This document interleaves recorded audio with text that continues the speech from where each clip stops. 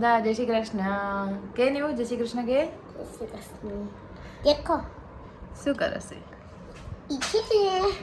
Pencil colour છે. હે કલરનું તો કલર. આજે છે ફ્રાઈડે અને નીવ સ્કૂલેથી આવી ગયો તો હોમવર્ક કરીને સૂઈ ગયો તો હે ને અત્યારે ઉઠ્યો છે.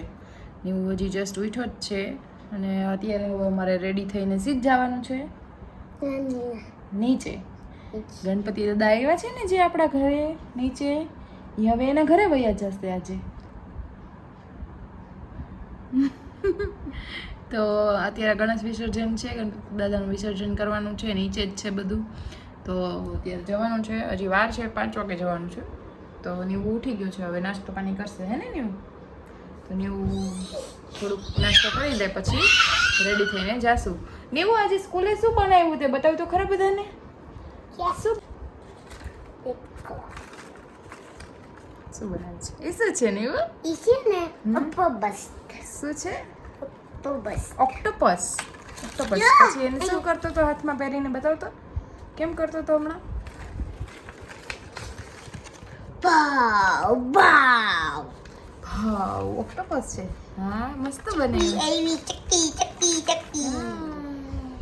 તો ચલો હવે નાસ્તો કરીને આપણે જવું છે ને તૈયાર થઈને નીચે. ચલો તો જલ્દી નાસ્તો કરીએ. મુજો બોડી. હા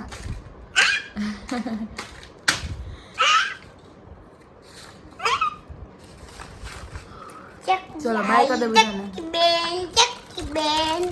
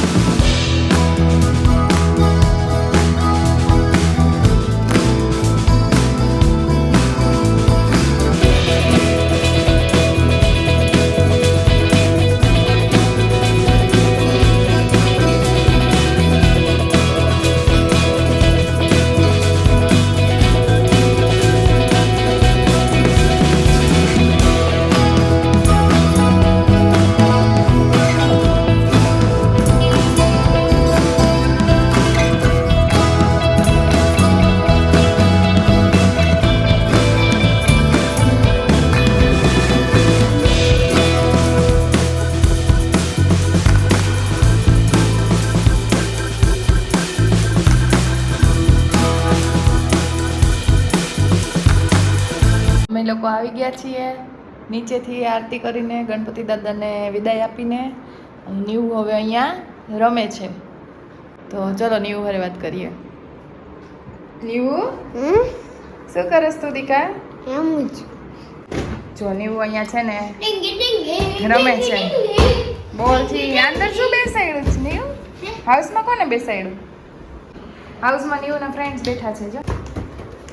જો નીવ રમે છે અહીંયા.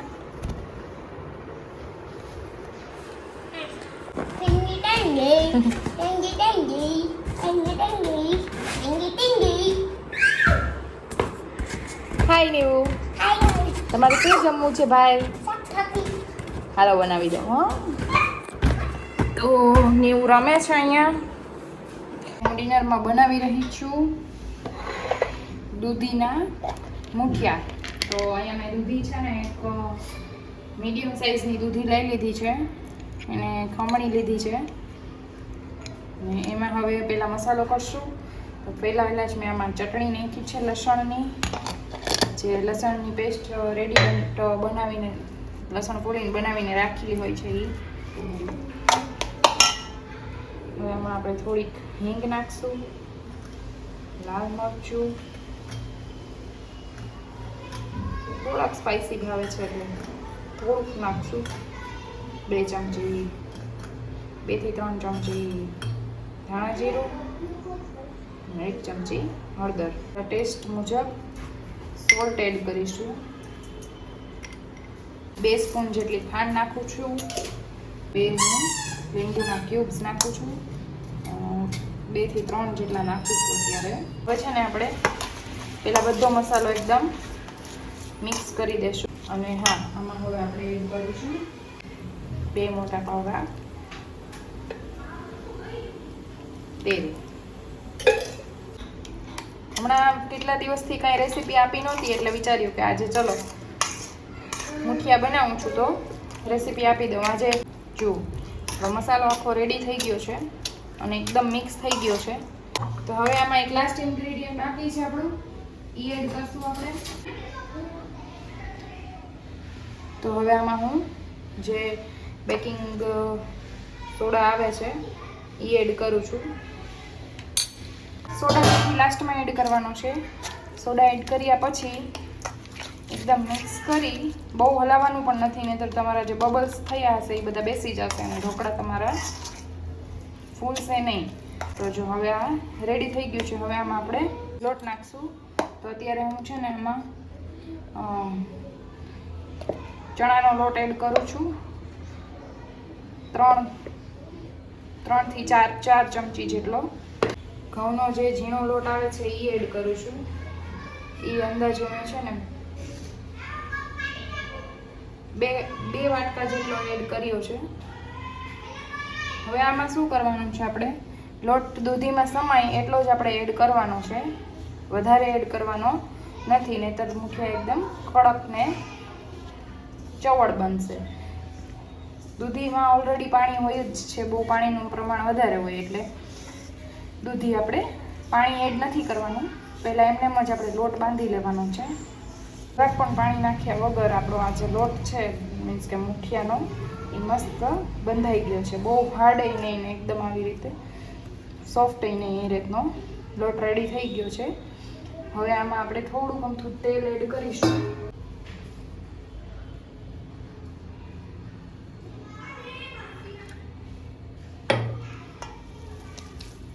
ઉપર થોડુંક આપણે તેલ લગાવીશું.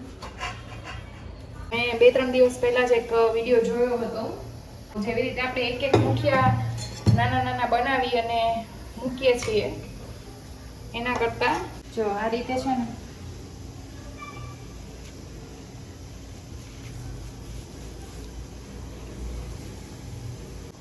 આ રીતે આપણે રાઉન્ડ વાળી અને આમાં સેટ કરી દેવાનું છે. એક ધ્યાન રાખવાનું આપણે કે બહુ પાતળો વાળવાનો નથી.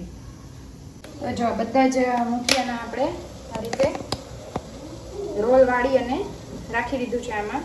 હવે આને આપણે બહુ હાઈ ફ્લેમ ઉપર નહીં, but medium two slow flame ઉપર અને ઢાંકીને કૂક થવા દઈશું અરાઉન્ડ 20 મિનિટ સુધી. દાદી અને ફ્રેન્ડ અટાણે છે ને સ્કૂલે ગયા છે. ઓહ, સ્કૂલે ગયા છે ત્રણેય? હા, બસ આ છે ને અહીંયા ઘર છે. જો અહીંયા અરાઉન્ડ 20 મિનિટ થઈ ગઈ છે અને મુઠિયા એકદમ મસ્ત થઈ ગયા છે. આપણે ચેક કરી લઈએ. જો એકદમ ક્લીન આવ્યું છે બહાર, એટલે એકદમ મસ્ત થઈ ગયા છે. હવે ગેસ બંધ કરી દઈશું અને થોડાક ઠંડા થાય પછી આપણે એને કટ કરીને વઘારશું. તો જો અહીંયા મારી ભાખરી પણ બની રહી છે સાથે સાથે નેવું માટે. તો અહીંયા જો મુઠિયા એકદમ મસ્ત બની ગયા છે. મેં એમાંથી કાઢી અને કટ કરું છું. એકદમ સરસ જાડી પડી છે અને એકદમ સોફ્ટ થયા છે અને એકદમ અંદરથી કૂક પણ થઈ ગયા છે. નવી સ્ટાઇલથી જે ઢોકળા બનાવ્યા હતા આપણે એ રેડી છે. હવે તમે જો તમને ભાવે તો તમે છે ને આ ઢોકળાને પણ એઝ ઇટ ઇઝ તમે તેલ અથવા તો સોસ સાથે ખાઈ શકો છો ગરમ ગરમ. અને અગર ઈચ્છા હોય તો તમે આને વઘારી પણ શકો છો. હું વઘારીને બનાવીશ બિકોઝ વઘારેલા ભાવે છે અને થોડાક કાચા પણ ખાશે અને થોડાક વઘારેલા પણ બંને. તેલ ગરમ થવા માટે મૂકી દઈએ. મુઠિયાનો વઘાર કરવો છે માટે.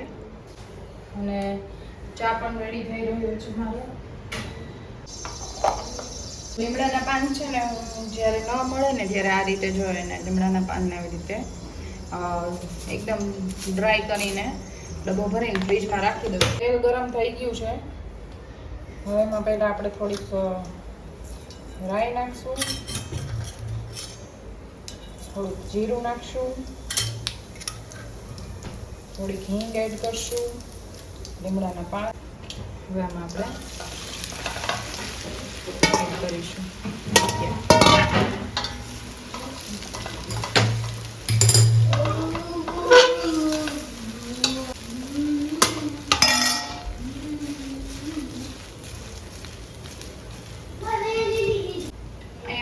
બનાવ્યા ત્યારે ખાંડ એડ કરેલી હતી, પણ ઉપરથી હું ખાલી બધી ટીસ્પૂન જેટલી ખાંડ એડ કરું છું. એનાથી શું થશે કે એનો ટેસ્ટ એકદમ તમને મજા આવશે જમવામાં.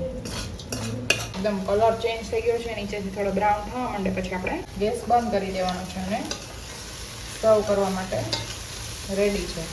આપણે મુઠિયા અહીંયા સર્વ કરવા માટે રેડી છે. તો ચાલો બધા જમવા. નીવું છે ને જમવા બેસતો હતો ને ત્યાં નીવુંની ફ્રેન્ડ રમવા આવી છે, તો એને નીવું બે રમે છે. હાય કરી દો બે અહીંયા. શું રમો છો બે? Mousey and kitty too. Mousey હા, and rabbit. રેબિટ અને માઉસી. Island, two island. અચ્છા. ગુડ મોર્નિંગ ફ્રેન્ડ્સ, જય શ્રી કૃષ્ણ. તો કાલે રાતે ડિનર કરીને બધું કામ ફિનિશ કરીને બહુ લેટ થઈ ગયું હતું, તો હું વિડીયો એન્ડ કરતાં જ ભૂલી ગઈ હતી.